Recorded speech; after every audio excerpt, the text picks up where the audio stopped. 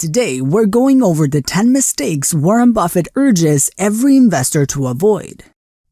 People with their stocks, they think that the stock knows more than they do. So that when the stock goes down, they say the stock is telling them something, and what's telling me is I can get more for my money.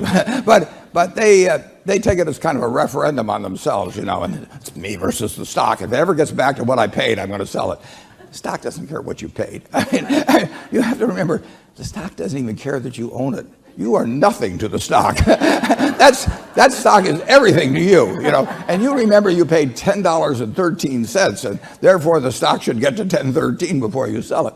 The stock has no feelings about you. In every economic cycle, there are countless examples of people who've lost their entire life savings for the simple fact that they get too attached to one particular investment. Something that is important to be aware of is our confirmation bias. This cognitive bias is where people seek, accept, and interpret information in a way that reinforces their own beliefs and reject information that goes against what they believe. This can lead investors to feel more positive about their investments right after they've made it, instead of being practical and rational. One of the reasons why Buffett recommends not attaching personal feeling or meaning to market movements is to avoid falling into the trap of trying to predict or time the market. We have no idea whether the market's going to go up today or next week or next month or next year. I know of no one that has been successful at, and really made a lot of money predicting the actions of the market itself. I know a lot of people who have done well picking businesses and buying them at sensible prices.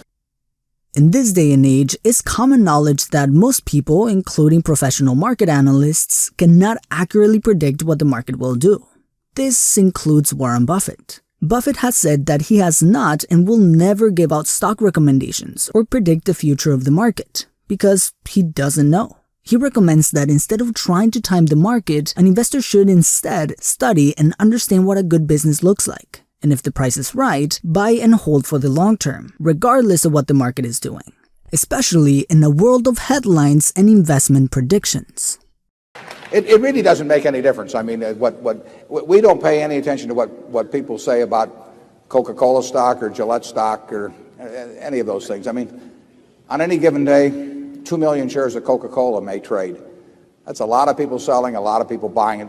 If you talk to one person, you'd hear one thing, and talk to another. You really should not make decisions in securities based on what other people think. If you're doing that, you should think about doing something else, because a public opinion poll will not get you rich in Wall Street.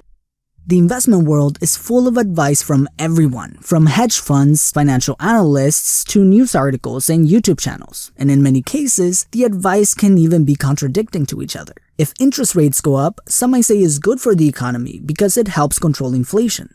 Others say it's bad for the economy because it slows down demand. Buffett recommends not getting too caught up in the noise, but instead go back to the basics. Educate yourself, invest in good businesses, and hold for a very long time. Now, some investors take a little more risk and start adding debt to their portfolio. Buffett warns those who might take a little too much leverage to invest. But if you can borrow money, if you can buy assets that will yield 7 or 8%, and you can borrow enough money at 4 or 5%, and you don't have any covenants to meet, you're going to have some bankruptcies, but you're going to also have better results in many cases. It's not something that interests us at all. We are not going to leverage up Berkshire. If we'd leveraged up Berkshire, we'd have made a whole lot more money, obviously, over the years. But both Charlie and I probably have seen some more high IQ people, really extraordinarily high IQ people, destroyed by leverage. The use of debt always adds a higher level of risk. This risk can be amplified in places like the stock market, where volatility is quite natural. For example, let's say that we have $30,000 in an investment portfolio, and we took $15,000 to leverage it. Now, the portfolio has $45,000. This can give us a much higher return. For example, let's say that our returns are 12% per year. Before, our $30,000 portfolio would give us a return of $3,600. But with leverage, our $45,000 portfolio will now give us a $5,400 return. This sounds great, But the problem is that in order to increase our returns, we also increased our risk. If the market takes a hit and we lose 35% in a market crash, our normal $30,000 portfolio will lose $10,500, leaving us with $19,500. Our $45,000 portfolio will lose $15,750. Counting for your $15,000 debt means we are left with $14,250. In other words, a 35% drop in the market gave us a 52% loss. Markets are cyclical. They go up, then they go down. But a mistake that many investors can make, especially in a bull run, is believing that markets will always continue to do well.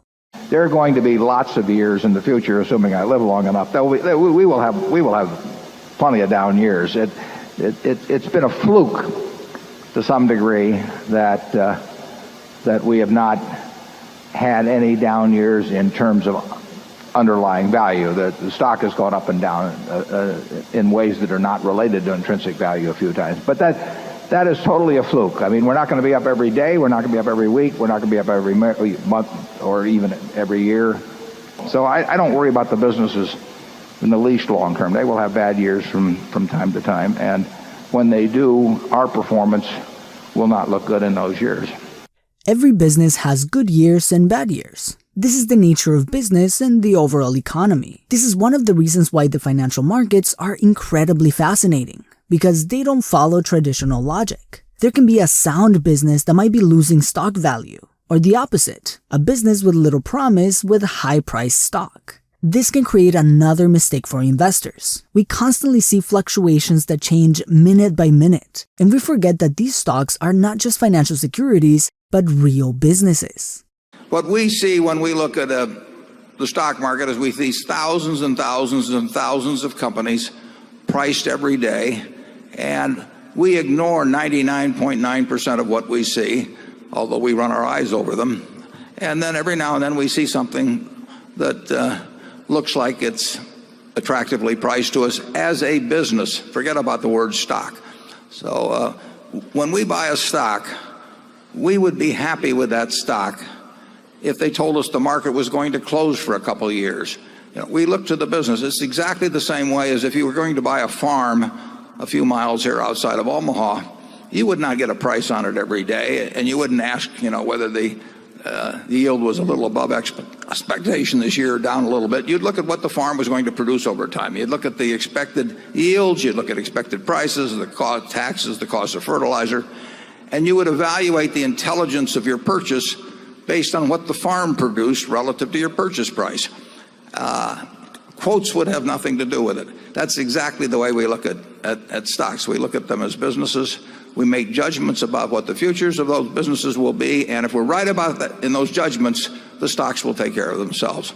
Today, we can pick up our phone and buy a stock in seconds, which makes it very easy to get caught up in the euphoric nature of the market. When a stock goes up, we want to get in, so we ride the wave and make some quick money. But the chances of that happening consistently are quite low. Understanding the business behind a stock will help make better decisions that will help us develop long-term wealth. Because if we don't, we can easily get caught up reacting to the market and speculating instead of investing.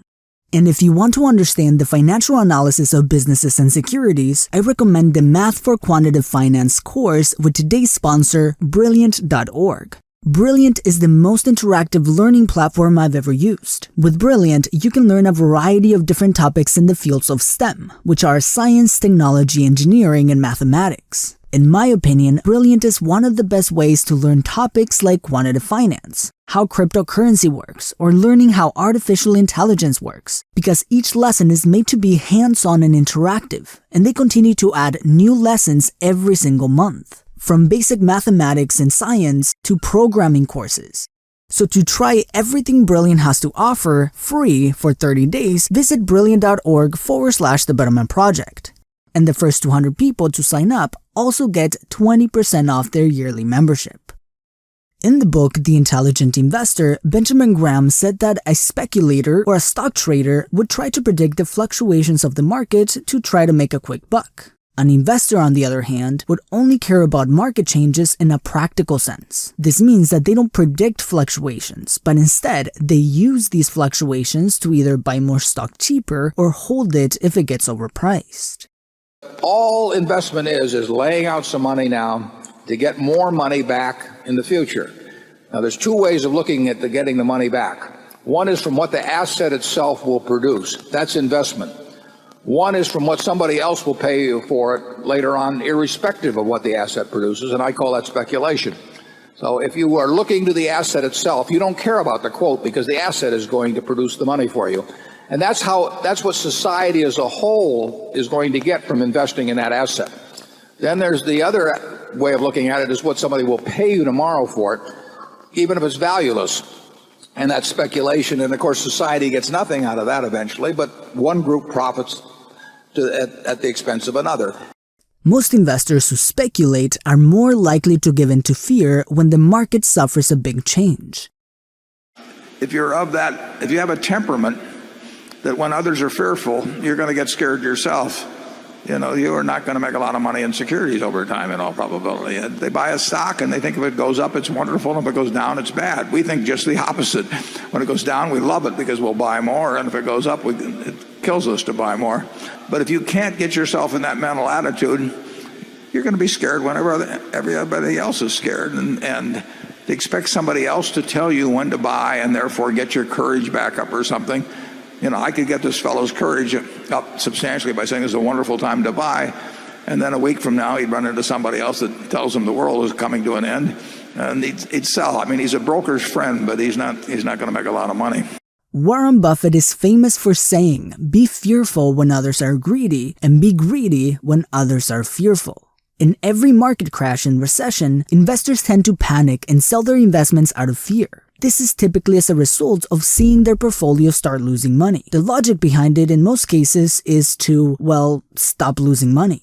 The problem with this behavior is that by the time fear kicks in, it is likely already too late. And by selling their investments, they are locking in their losses. A major principle that Warren Buffett recommends to investors is to think about their investments as if they are never going to sell them. If investors begin seeing their investments in a span of decades instead of months or a couple of years, a crash or a recession doesn't seem as big or consequential. If we know the markets will recover, why would we sell an asset for less than what we paid for it? It's either due to fear or not being prepared for the investment world. I'm not recommending that people buy stocks today or tomorrow or next week or next month. I think it all depends on your circumstances, but you shouldn't buy stocks unless you expect, in my view, you expect to hold them for a very extended period and you are prepared financially and psychologically to hold them the same way you would hold a farm and never look at a quote and you don't need to pay attention to them. I mean, the main thing to do, and you're not going to pick the bottom and nobody else can pick it for you or anything of the sort. You've got to be prepared to, when you buy a stock, to have it go down 50% or more and be comfortable with it. If you take notice, Warren Buffett mentioned that an investor must be prepared both psychologically and financially. The ability to understand that an asset will go down at some points and expect it will help manage the emotional stress that a crash can create. And being financially prepared can help a great deal emotionally. Being financially prepared for a market crash or a recession allows the investor to not feel pressured to sell their investments just to make ends meet, because this can be quite detrimental to the investor's long-term financial plan. Whether we are in a recession or a bull run, it is important to know what makes an asset go up in value. There's three big factors.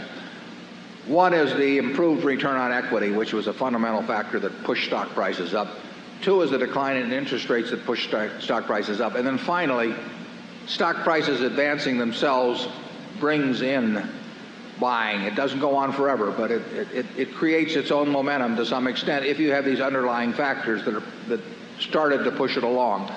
So I would say two of the three factors are fundamental, and the third is a market-type factor that bull markets do feed on themselves. But at the end of the day, the biggest mistake an investor can make, according to Warren Buffett, is not buying productive assets.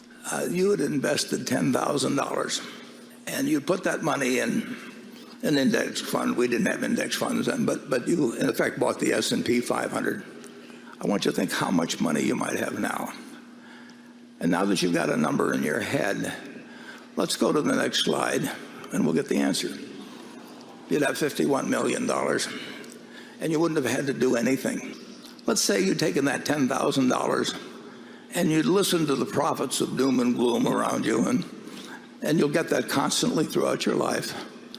And instead, you'd use the $10,000 to buy gold. Now, for your $10,000, look in your safe deposit box, and you'd have your 300 ounces of gold, and you could look at it, and you could fondle it, and you could, whatever you wanted to do with it. But it didn't produce anything. It was never going to produce anything. And what would you have today? You would have 300 ounces of gold, just like you had in March of 1942, and it would be worth approximately $400,000.